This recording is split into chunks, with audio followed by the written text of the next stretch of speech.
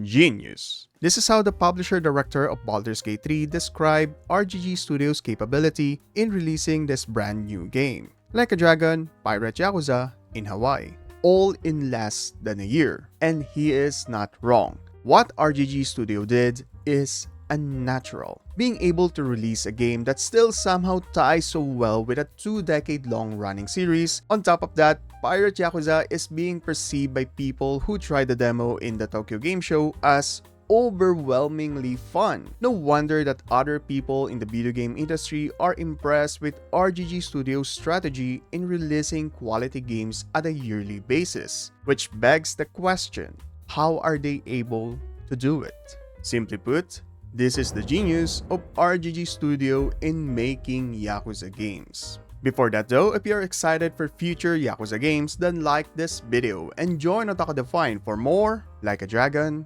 content.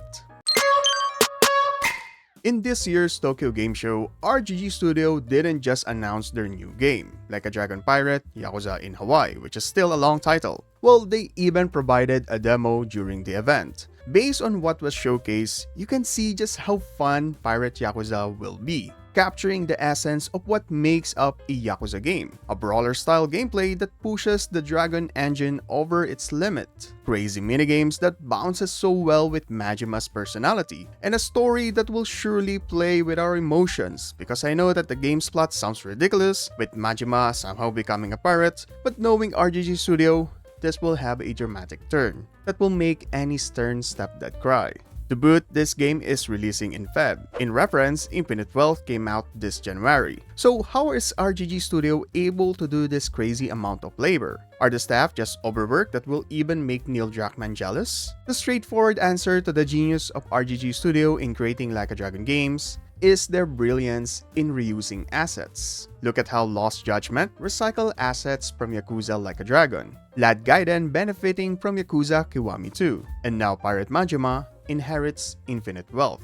This is the genius of RGG Studio, creating groundbreaking Yakuza games every year despite using the same old assets. But then again, is it really that simple? Even BG3's publishing director said that he is unsure why more studios don't reuse assets in developing games. The answer is they don't want their games to be branded as lazy or something that has been just coated with a new paint. Look at other game series that also release annually, like sports games and things that get pumped out by Ubisoft. Gamers have voiced out how bad the products are being released in that genre, and has lost faith in a studio that seemingly is releasing the same thing over and over again. Take the NBA 2K series for example. This basketball game releases every September and it's obviously reusing a lot of its assets. The major differences you'll see from these entries are the changes in roster, a new forgettable My Career story, and then 100 ways to extort players to spend their money on their virtual casino disguised as a basketball game. I'm not speaking out of hatred for 2K since I'm one of the chumps who also buys it on an almost yearly basis, at least when it's on sale for like $3. Now, it's obvious why gamers would rate NBA 2K with such low scores, because it's now more akin to a subscription-based game rather than owning the actual thing. It makes me feel dirty to own one of their games, so that's why I always buy the new one.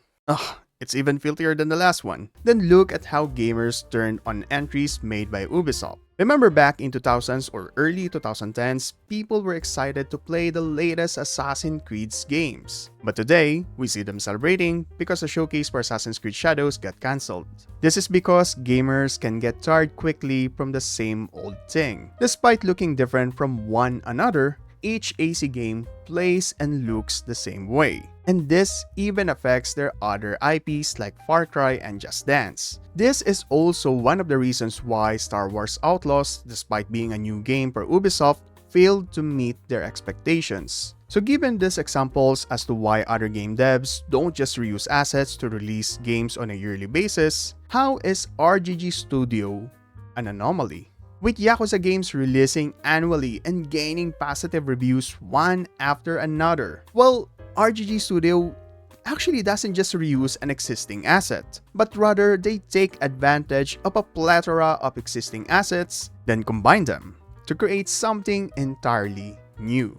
If RGG Studio kept releasing a drama based on the Yakuza with a beat-em-up gameplay that stars a reserved man, it will quickly go old. The magic that they cast for the franchise is how they will do things differently, combining their existing assets while also creating new ones to achieve a perfect chemical reaction, like how they use the gritty underbelly of Tokyo. Kamurocho is an area where crimes often happen as seen in the series, so the most logical thing to do here is add a private investigator. As a result, we get this fresh new game with a detective noir setting, starting a new lead that fancies dating young girls while beating enemies with his kung fu moves. Then when Kiryu had to step down as the lead, Ichiban led his party and turned the game into a classic JRPG, and he saw Kamurocho, Sotenbori, in a new area, reimagined as his personal Dragon Quest convention. Yes, RGG Studio is reusing assets, but they are also creating new ones that makes all of their games different from each other. And the assets that they created are going to be recycled again for future entries.